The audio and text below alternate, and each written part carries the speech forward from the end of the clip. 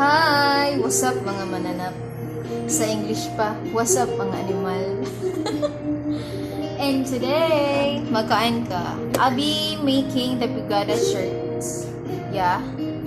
Karon kay ako ang gi-layout og outro ang brigada nga layout kay because the layout that was given to us is a layout for tarpaulin. Yeah. So what I did is ako siyang i-crop, i-erase ang mga dili kailangan for the shirt. Okay. So I'll let you see the sorry. I'll let you see what I did to the layout. Yeah. Okay, so na siya ang layout sa brigada shirt sa front. Dili na siya inanaganiha. Gikan na siya diari. Kaya naakara na siyang i-layout o kusap. Okay, so I'm ready to save the file. I'm ready to save the file. Brigada.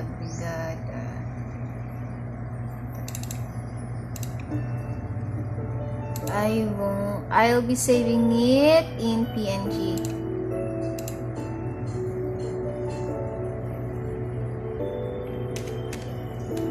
Brigada front. Kani big brigada back.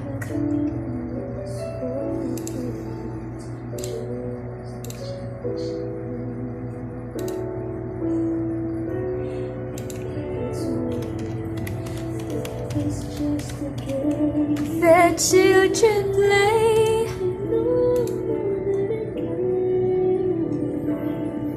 till I met you. I never knew what love was till I met you. Daghan kayo ka chat. Look at that. Artistahin gid kay ko bay. Sige, I'm gonna print na the shirts. Okay. So, mauni ang mga shirts. These are the shirts that I'll be using for the brigada.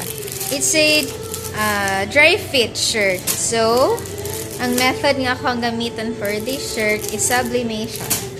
It's different from what I documented sa akong uban nga mga videos. Char. Paragdaghan na kay videos. Isa pagani.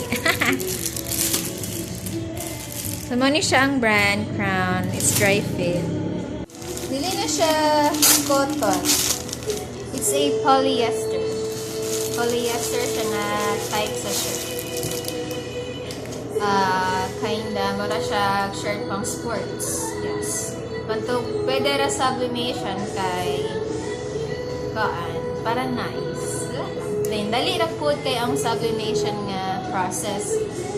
Dayon, mas tinaw po siya ang color compared sa okay naman po ang dark transfer o ang silk screen, pero ang sa dry fit then sublimation na process is dali ra siya and mas nice. Yeah, you'll see it later. Okay, so karon since I'll be using the process sublimation, printer akong gamitin is sublimation printer ko. Duhaan mo ang type sa printer, sublimation and the pigment one. Sa sublimation ko karon. And syempre, laki po ang paper na ako ang gamitin. I'll be using the sublimation paper, of course.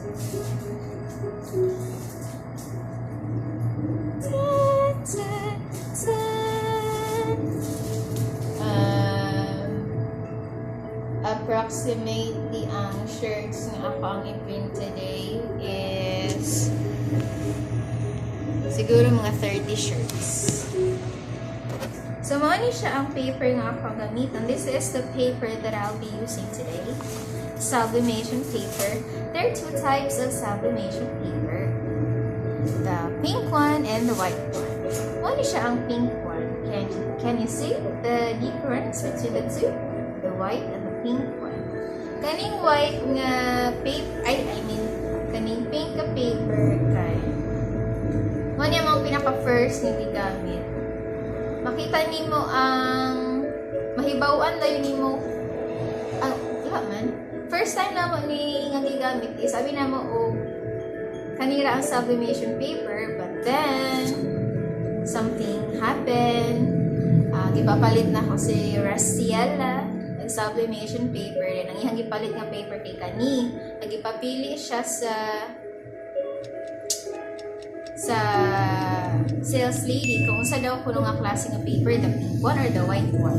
Ako nasuko ko niya kay white ang gipalit. Kay wala ko kabalo mo na ani white.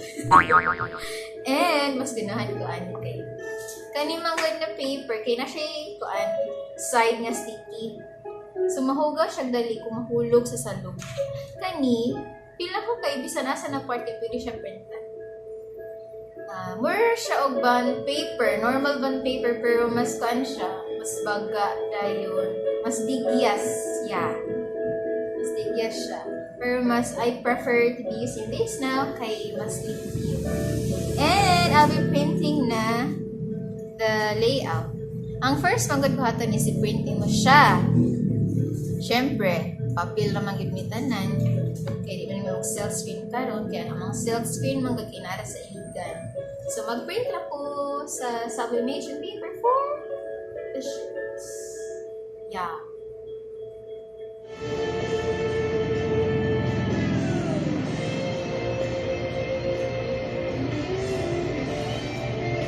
I should fix my face before continuing.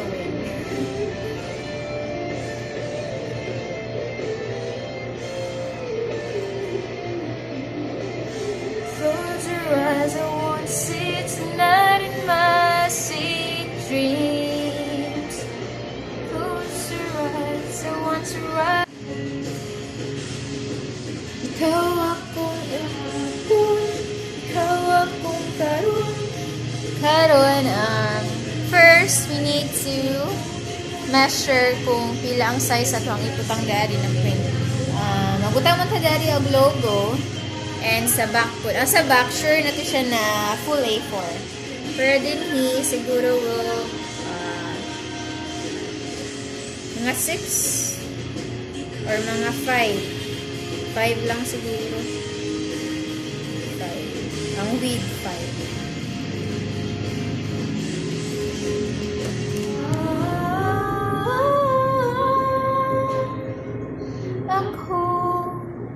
Akong higumaon, kawala.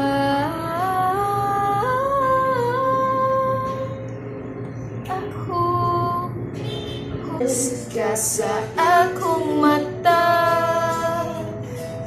Lupig sila sa imong mutlas mata.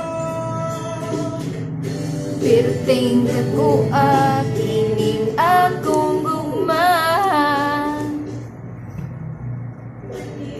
Semantika. Hi! Ready ako mag-print sa layout para sa logo. Dili sila ako siguro i-print ang sa back kay dili ko sure if butangan pa siya og name, school, or dili. Unahan na lang sila ka ang front para safe. Yeah.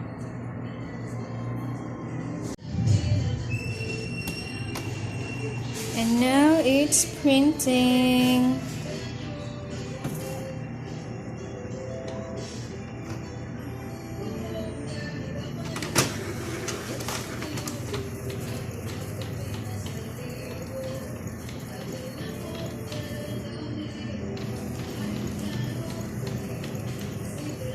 Version nga ako kay lagi ko niwawa na kong beauty kong ikaw na ang topic perde makahis ko kung wala ay shit ang mati kayo ka print out by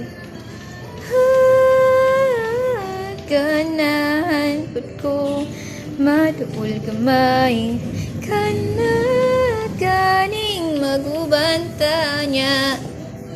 Need siya clean. I need to clean first the printer because the print out is so black.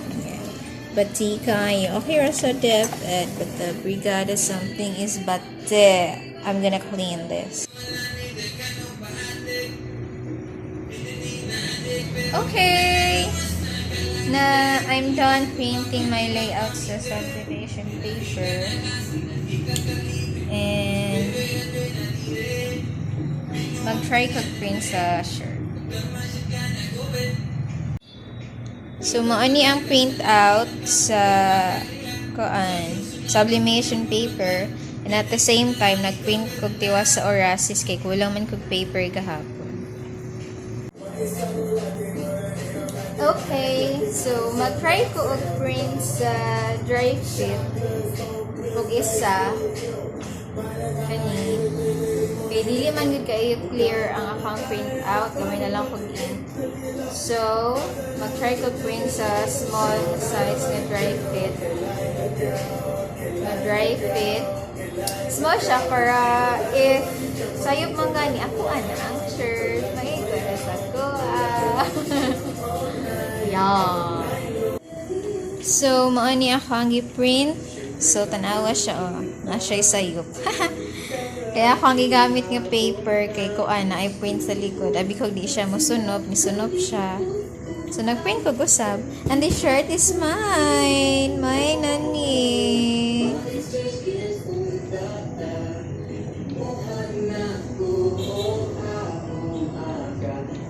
This is the output of the sublimation.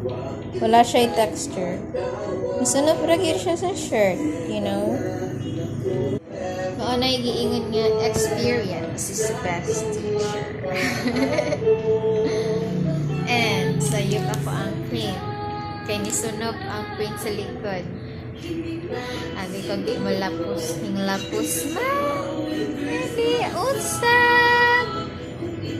Yeah. Hi, mag-cut ko karon sa kuan sa print out. Need siya i-cut para kani mag-usay sa paper kay na siya kanang kuan sa ink, kanang agi sa ink, so much better kung ato na lang siyang gawin para safe. Kay gamay yung ink magud ani kay musunog din siya sa shirt. So ato na lang limpyuhan daan ang ato ang gamiton for press.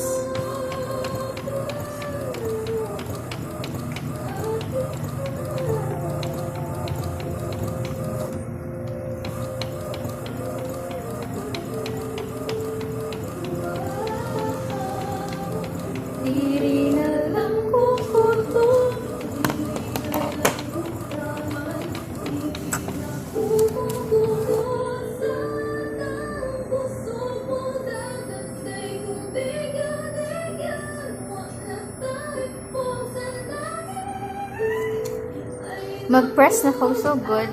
Come and join me. Ang temp nga pang gamitan is 200 degrees Celsius and 60 seconds. Yung ana ang settings sa sublimation. And let's start.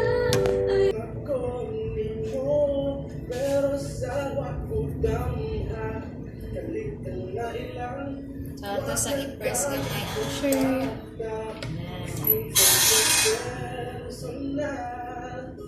Ayun ang ato ang design. Dapat di siya naka-mirror kay kulog man nato.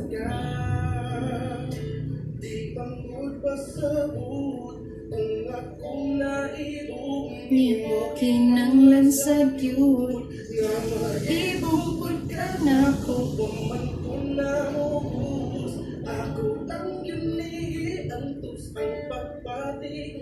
Ngana ni mo.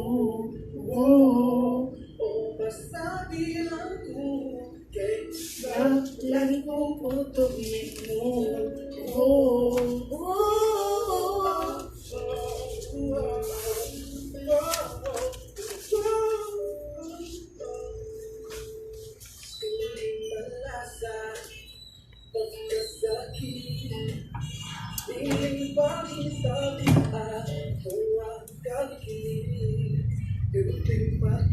Let's wait for 60 seconds.